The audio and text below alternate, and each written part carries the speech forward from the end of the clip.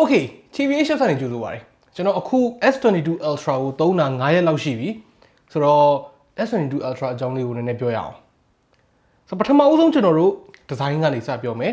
S22 Ultra ဒီဇိုင်းကအရင်ကထပ်ပို့ပြီးတော့ minimalist ဆန်သွားတာတော့သိကြတယ် S21 Ultra တုန်းကလို့ပြူတူပြတဲ့တွေကင်မရာဘမ်အကြီးကြီးတွေအဲ့လိုမျိုးတွေနဲ့မဟုတ်တော့ဘူး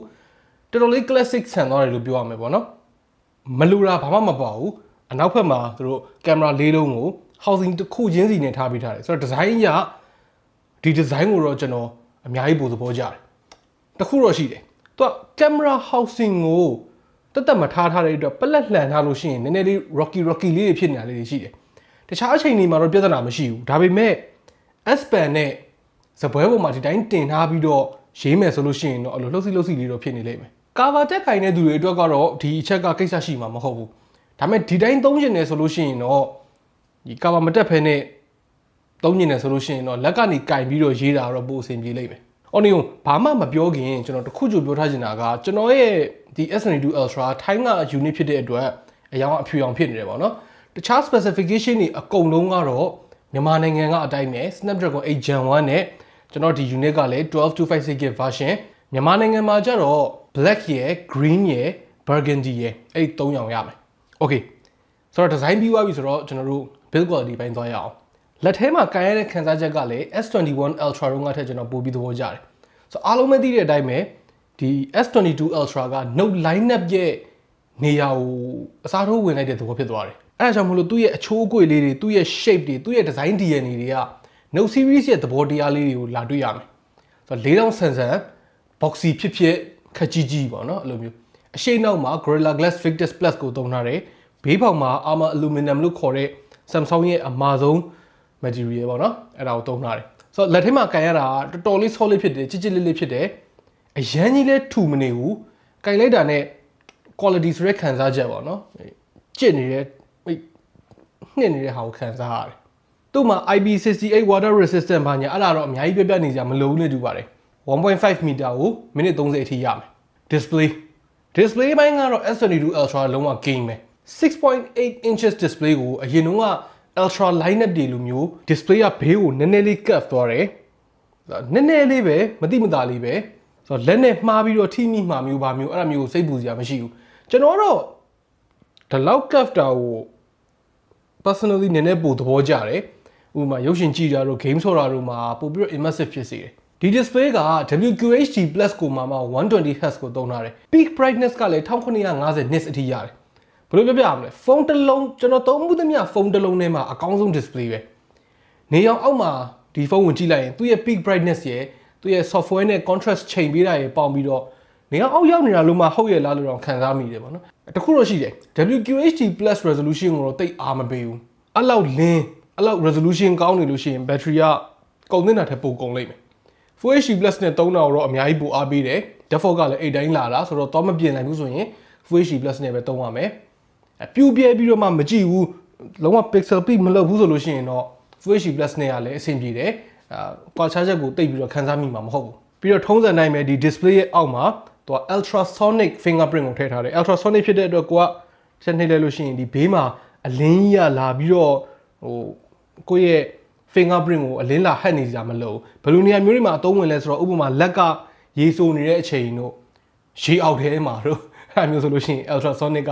အလုပ်ဖြစ်တဲ့ optical တွေကအဲ့နေရာမှာအလုပ်မဖြစ်ဘူးပြီးတော့ထူးဆန်းဆန်းပဲဗျဒီနှစ်မှာမြန်မာနိုင်ငံအတွက် Snapdragon 8 Gen 1 chip ကိုသုံးထားတယ် Exynos chip မဟုတ်တော့ဘူးဆိုတော့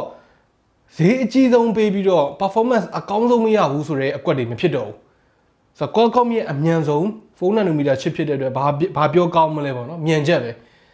တချို့ကတော့ overheating ပြဿနာကိုနည်းနည်းလေးစိတ်ပူကြတယ် Snapdragon 8 Gen 1 က powerful လည်းအရင်ဖြစ်သွားတယ်power စားရော heat output ရောအကုန်များတယ်ဆိုတော့သူတို့စိတ်ပူတာလည်းတော့မမှားဘူးပေါ့နော်ဒါပေမဲ့ကျွန်တော်သုံးကြည့်တဲ့လောက်တော့အရင်တာမန်တော်ဖြစ်နေတာမျိုးမတွေ့ရဘူး cooling solution ကလုံလောက်တယ်လို့ပြောလို့ရတယ်ဆိုတော့လုံလောက်တဲ့ cooling performance ရှိတယ် performance လုံးဝမကျသွားဘူးလို့မဆိုလို့ရုပ်ပြဆင်းပြမကျဘူးလို့ဆိုလို့ကျင်တာပေါ့နော်တခုတော့ရှိတယ်နေအောင်အောက်မှာငုတ်တော့သွားထိုင်ပြီးတော့ AAA game တွေထိုင်ဆော့နေမယ်ဆိုလို့ရှိရင်တော့မပြောတတ်ဘူးအဲ့လိုမှမဟုတ်ဘူးဆိုလို့ရှိရင် overheating ပြဿနာရေလို့ပြောပြစရာမျိုးတော့မရှိဘူး Okay camera ဘိုင်းမှာလည်းပြောစရာတွေအများကြီးရှိတယ်ဗျ။သူဖုန်းတစ်လုံးမှာပါနိုင်တဲ့ range အကုန်ရတယ်။ ultra wide လား yo wide လား 3x လား 10x လားအဲ့ဒီ၄မျိုးစလုံးအဲ့ဒါကို optical zoom နဲ့ရတယ်။အဲ့ဒီတစ်ချက်ကတော်တော်မိုက်တယ်။ပြီးတော့အဲ့ဒီ camera ၄လုံးစလုံးမှာအရင် generation တုန်းကထပ်ပို့ပြီးတော့အားကောင်းလာတာကိုလည်းခံစားမိတယ်။အဓိက Samsung ကဒီနှစ်မှာသူတို့ရဲ့ computational photography ကအများကြီးပိုကောင်းလာတာဓာတ်ပုံတွေက contrast တော်တော်များများနဲ့မျက်စိပဒါသားဖြစ်တယ်တခါတလေအပြင်က scene ထက်ကိုပိုလှနေတယ်ဆိုတဲ့ခံစားချက်မျိုးတောင်ခံစားမိလိမ့်မယ်တချို့ကတော့အဲ့ဒီ contrast အရင်များတဲ့ looks ကိုကြိုက်ချင်မှကြိုက်လိမ့်မယ်ပေါ့နော်တချို့ကတော့နည်းနည်း natural ပိုဖြစ်တာမျိုးကိုသဘောကျလိမ့်မယ်ဒါပေမဲ့တော်တော်များများကတော့ဒီ contrast များတဲ့ looks ကိုသဘောကျတယ်ဆိုတော့ Samsung ရဲ့ရွေးချယ်မှုကဒါမှန်တယ်လို့တော့ပြောလို့ရတယ်အများစုအတွက်ပေါ့ Okay နောက်တစ်ခုကကြတော့သူက app တစ်ခုနဲ့တက်တက်လာတာ Samsung ရဲ့ဒီ Expert RAW ဆိုတဲ့ app လေးအဲ့ဒီ app ကိုသုံးပြီးတော့ S22 Ultra မှာ RAW ဓာတ်ပုံတွေရိုက်လို့ရတယ်သူကdefault camera app ကနေရိုက်ရတာမဟုတ်ဘူးအဲ့ဒီ app တက်တက်နဲ့သွားရတာအဲ့ဒီကနေရိုက်မယ်ဆိုလို့ရှိရင် RAW ဓာတ်ပုံတွေရိုက်မယ်ဆိုလို့ရှိရင်ဓာတ်ပုံတွေကအများကြီးပိုပြင်လို့ကောင်းတယ်ဒီတွေအများကြီးပိုကျန်တယ်တခါတည်း Lightroom မှာပြင်လို့ရအောင်မှာ clip လေးထည့်ပေးထားတယ်ပေါ့နော်ဆိုတော့ကျွန်တော်ဒီမှာ RAW ဓာတ်ပုံလေးတစ်ပုံပြင်ထားတာလေးကိုကြည့်လိုက်လုံးဝ detail တွေအကုန်လုံးကိုပြန်ဖော်လို့ရတယ်ဥပမာအရန်လင်းနေလားကိစ္စမရှိဘူး highlight ကို short လိုက်အရန်မှောင်နေလားကိစ္စမရှိဘူး shadow ကိုတင်လိုက်အဲ့လိုလုပ်ပြီးတော့အလင်းနေရပဲဖြစ်ဖြစ်အမှောင်နေရပဲဖြစ်ဖြစ်တော်ရုံတန်ရုံနေရာက detail တွေကိုပြန်ခေါ်လို့ရတယ်ဆိုတော့ mobile photography ကို mobile photography လို့သဘောမထားဘဲနဲ့ serious mode on ပြီးတော့ရိုက်မယ်ဆိုလို့ရှိရင်ရတယ်ပေါ့ဗျာဟုတ် serious mode on ပြီးရိုက်တာမဟုတ်ဘူးပြင်တာလို့ပြောရင်ပုံမှန်လိမ့်မယ်သူကပြင်တဲ့နေရာမှာအများကြီးပို့သုံးချလို့ကောင်းတာ哦တခုပဲ complaint တက်စရာတခုပဲရှိတယ်ဘာဖြစ်လို့ app တက် down ပြီးတော့ရိုက်နေရတာလဲပေါ့နော်သူရဲ့ default camera app ထဲမှာပဲ mode တစ်ခုအနေနဲ့ရမယ်ဆိုလို့ရှိရင်တော့ဒါအများကြီးပိုကောင်းတာပေါ့ video ဘိုင်းမှာလည်းထုံနည်းတကောင်းမယ်အထူးသဖြင့် stabilization တွေတို့ညာဘက် low light videography တို့အဲ့ဒါတွေမှာအရင်ထက်အများကြီးပိုကောင်းလာတယ် 8K video ရိုက်လို့ရှိရင် zoom in အရင်ဖြစ်သွားတာလွယ်လို့ရှိရင် complaint သိမရှိဘူးဆိုတော့ camera ဘိုင်းကတော့ဒီတိုင်းပြောနေလို့ရှိရင်မိုးချုပ်သွားလိမ့်မယ်ဗျနောက်ကြတော့မှကျွန်တော်တို့ S22 Ultra နဲ့ iPhone 13 Pro Max နဲ့ camera comparison ဘာညာလေးလုပ်ပေးဖို့စဉ်းစားထားတာလေးရှိတယ်အဲ့ကြရင်အသေးစိတ်ဆက်ပြောမယ် battery ဘိုင်းမှာလည်းပြောစရာနည်းနည်းရှိတယ်သူက Note 20 Ultra တုန်းကဆိုလို့ရှိရင် 4500 mAh ပဲပါတယ်ဒီကောက်မှာ9000ဆိုတော့900 mAh ပိုများတယ်ဆိုတော့ S Pen လေးပါရသားနဲ့ form factor ကလည်းအများကြီးပိုမကြီးသွားဘဲနဲ့9000 mAh ရတယ်ဆိုတာဒါတကယ်မိုက်တယ်ဒါပေမဲ့ကျွန်တော်ခံစားမိတာတခုရှိတယ်ဒီ9000 mAh ဆိုတဲ့ဟာလိုတယ်ဒီလောက် powerful ဖြစ်တဲ့ SoC ဒီလောက်ကောင်းတဲ့ display နဲ့က9000 mAh ကတော့အနည်းဆုံးကိုလိုတယ်ဆိုတော့ဒါကျွန်တော်ဒီ9ရက်အတွင်းမှာကျွန်တော်သုံးထားတဲ့ battery usage ပေါ့နော်ဆိုတော့တနေ့နဲ့သုံးတဲ့ usage က 10% အောက်ကိုရောက်သွားရလောက်အောင်တော့မဟုတ်ဘူးပေါ့နော်ပုံမှန်အားဖြင့်30 35အဲ့ဒီ win လောက်ကျန်တယ်ဒီနေ့တစ်နေ့ပြီးသွားတဲ့အချိန်မှာပေါ့ကျွန်တော်ကအရင် heavy မသုံးတာကြောင့်လည်းပါတယ် screen on time အနေနဲ့ပြောရမယ်ဆိုလို့ရှိရင်ပုံမှန်ပေါ့နော်ကျွန်တော်တို့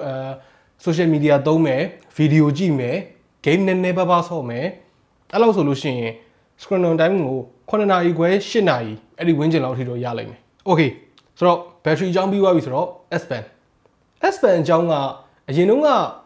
Note series တွေတုန်းကအတိုင်းပဲဗျာ functionality အကုန်ပါတယ်တခုပဲကျွန်တော်သတိထားမိတာရှိတယ်အဖြူပဲဖြစ်ဖြစ်အမဲပဲဖြစ်ဖြစ် burgundy ပဲဖြစ်ဖြစ်ဘာပဲဖြစ်ဖြစ် S Pen ကဒီနှစ်မှာအမဲဖြစ်သွားတယ် color match တော့မဟုတ်တော့ဘူးအဲ့ဒါလွဲလို့ရှိရင်ကျန်တာတွေအကုန်လုံးပိုကောင်းတယ်ဗျာအရင်တုန်းက Note series တွေတုန်းကပဲအတိုင်းပဲပေါ့နော်screen off memo ပဲသုံးမလား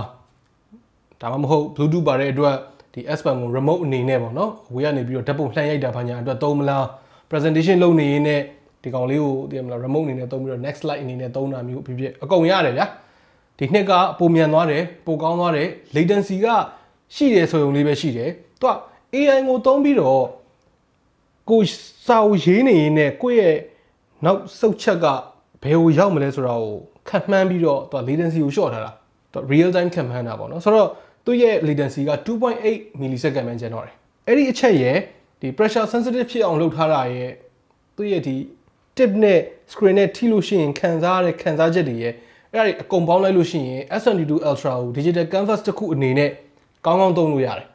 ကျွန်တော်ကတော့ပုံဆွဲမယ်ဆိုလို့ရှိရင်ဝါလုံးတော်မှာဝိုင်းအောင်မဆွဲနိုင်တဲ့သူဆိုတော့ဒါတော့ဆွဲပြလို့တော့မရဘူးဒါပေမဲ့ခင်ဗျား artist တယောက်ဆိုလို့ရှိရင်တော့ဒီဖုန်းကိုကြိုက်ကိုကြိုက်လိမ့်မယ်တေးကြတယ်ပေါ့နော်အဲ့လိုပဲပြောလို့ရတယ် Samsung ဖုန်းတွေမှာပဲထူးခြားပြီးတော့ပြောတင်တာတစ်ချက်ကသူက DeX အကြောင်း DeX ကိုလည်းနည်းနည်းပြောပြတင်တယ်ဘာလို့လဲဆိုတော့ Samsung flagship device မှာအရင်တော့အထူးဆန်းတော့မဟုတ်တော့ဘူးဒါပေမဲ့ mobile လောကမှာအထူးဆန်းဖြစ်နေသေးတယ် desk ကို wireless တောင်ရနေပြီအရင်ကလို့ adapter တွေပါတောင်ဝယ်ကြမလို့တော့အဲ့ဒါကိုတခြား brand တွေကအခုထိလိုက်မလာနိုင်သေးဘူးဆိုတာနည်းနည်းအံ့ဩစရာပဲဆိုတော့ desk ကကိုယ့်စီမှာဖုန်းတစ်လုံးနဲ့ laptop လိုမျိုးပါသုံးချင်တဲ့သူတွေအတွက်ဥပမာ keyboard တွေ mouse တွေချိတ်ပြီးတော့ multitask လုပ်ချင်တဲ့သူတွေအတွက်အရင်အသုံးဝင်တယ် desk ကိုသုံးနေတဲ့အချိန်ဆိုလို့ရှိရင်သူက Chromebook တစ်ခုကိုသုံးနေရတယ်လို့မျိုးခံစားရလိမ့်မယ်ဗျာ experience တော်တော်လေး seamless ဖြစ်တယ်ဆိုတော့ flagship device တစ်ခုမှာဒါတော်တော်လေးကို good to have ပေါ့နော် nice to have ပေါ့ okay ဆိုတော့ S22 Ultra အကြောင်းကတော့ဒီလောက်ပဲဒါပေမဲ့ video မပြီးခင်မှာကျွန်တော် Galaxy for the Planet ဆိုတဲ့ Samsung ကလုပ်ထားတဲ့ sustainability program လေးကိုလည်းကျွန်တော်နည်းနည်းပြောပြချင်တယ်ဒီ program နဲ့ပတ်သက်ပြီးတော့သူတို့ကမ္ဘာကြီးကိုဘယ်လိုတွေအကျိုးပြုထားလဲဆိုတာကိုဝေမျှချင်တာပေါ့နော်ဆိုတော့ဒီ Galaxy for the Planet ဆိုတာ2025မတိုင်ခင်မှာအသစ်မိတ်ဆက်မဲ့ Galaxy device တိုင်းမှာ recycle material တွေပို့သုံးမယ်ဆိုလိုချင်တာက flagship မှာမဟုတ်ဘူး mid range တွေ entry တွေထွက်လာသမျှဖုန်းတွေမှာ recycle material တွေကိုတက်နိုင်တော့ပို့သုံးမယ်ဆိုတဲ့သဘောပြောတော့ packaging မှာဆိုလို့ရှိရင်လည်း plastic တွေသုံးတာရက်မယ် plastic wrap တွေပါညာအများကြီးမပါတော့ဘူးပေါ့နော်အခုလည်းတော်တော်နည်းနေပြီဗျ packaging မှာ plastic တော်တော်နည်းနေပြီဖုန်းရဲ့အရှိနောက်မှာကတ်ထားတဲ့ plastic လေးတွေပေါ့နော်ခွာလို့ကောင်းတဲ့ plastic လေးတွေပေါ့နော်အဲ့ဒီ plastic တွေကလွဲလို့ရှိရင်တခြားဥမာ document ထဲတဲ့ package လေးတွေဒီဖုန်းရဲ့ဒီဘူးမှာပါတဲ့ compartment တွေအကုန်လုံးကစက်ကူသားတွေဖြစ်သွားပြီပြီးတော့ charger တွေအကုန်လုံးရဲ့ standby power ကို 0.005 watt အထိရှော့ချမယ်ဟုတ်တယ်ဗျ charger တွေကိုဘယ်သူမှသူ့မှာကိုယ်ပိုင် standby power consumption ရှိတယ်ဆိုတော့သတိထားမိမှာမဟုတ်ဘူးအဲ့ဒီ charger ကိုပလက်တက်ထားလို့လဲကိုယ့်အိမ်မှာမီတာပိုစားမဲ့အနေထားမျိုးတော့မဟုတ်ဘူးပေါ့ဗျာအဲ့လောက်တော့မများဘူးပေါ့ဒါပေမဲ့ကဘာနဲ့ချီလို့ရှိရင် power consumption ရှိကြပဲဗျအဲ့ဒါကိုနည်းနည်းများနည်းအောင်ရှော့မယ်ပြီးတော့ Samsung ရဲ့ mobile ထုတ်လုပ်တဲ့ဒီကောင်တွေထုတ်တဲ့စက်ရုံတွေပေါ့နော်အဲ့စက်ရုံတွေကနေပြီးတော့စွန့်ပစ်ပစ္စည်းတွေရှော့မယ်အလေအလွင့်တွေနည်းနည်းများနည်းအောင်လုပ်မယ်ပြီးတော့အဟောင်းပေးအသစ်ယူပေါ့နော်ဒီ trading program တွေအဲ့ဒါတွေကိုအားပေးမယ် charger တွေလွှင့်ပြရတာဖုန်းတွေလွှင့်ပြရတာ e-waste တွေနည်းအောင်လုပ်မယ်ပေါ့နော်ဆိုတော့ Samsung လိုမျိုး mobile phone industry တွေက major player တယောက်အနေနဲ့ဒီကမ္ဘာပတ်ဝန်းကျင်ထိန်းသိမ်းရေးအတွက်ကိုဒီလိုမျိုးဂရုတွေပေးထားတာကကျွန်တော်တို့တယောက်ချင်းစီအတွက်အကျိုးရှိတယ်ကျွန်တော်တို့တယောက်ချင်းစီကတော့ဓာတ်ရိုက်အကျိုးခံစားခွင့်ကိုဘယ်လိုပြောရမလဲအများကြီးခံစားခြင်းမှာခံစားရမယ်ဒါပေမဲ့နောက်သားတွေကတော့ဒါကိုကျေးဇူးတင်ပါသေးကြတယ်ဆိုတော့ S22 series ကလည်းဒီလိုအချက်တွေကိုစဉ်းစားပြီးတော့သူတို့ထုတ်ထားတာဆိုတော့မိုက် very good ပေါ့နော် okay ဆိုတော့ကျွန်တော်ရဲ့ဒီ Samsung Galaxy S22 Ultra showcase လေးကတော့ဒီလောက်ပဲကျွန်တော်တို့ March လ4ရက်နေ့ကနေပြီးတော့စပြီးတော့ mobile phone ဆိုင်တွေမှာဝယ်လို့ရနေပြီဆိုတော့အဲ့ဒါလေးကိုသတင်းကောင်းလေးပါချင်ပါတယ်ဆိုတော့ဒီဖုန်းနဲ့ပတ်သက်ပြီးတော့မေးချင်တာပဲဖြစ်ဖြစ်အတွေ့အကြုံတွေဝေမျှချင်တာပဲဖြစ်ဖြစ်အောက်က comment တွေမှာထုံးစံတိုင်းပဲဝင်ရောက်ဆွေးနွေးညှင်းခုန်သွားလို့ရပါတယ် okay နောက်နေ့မှတွေ့တော့ပေါ့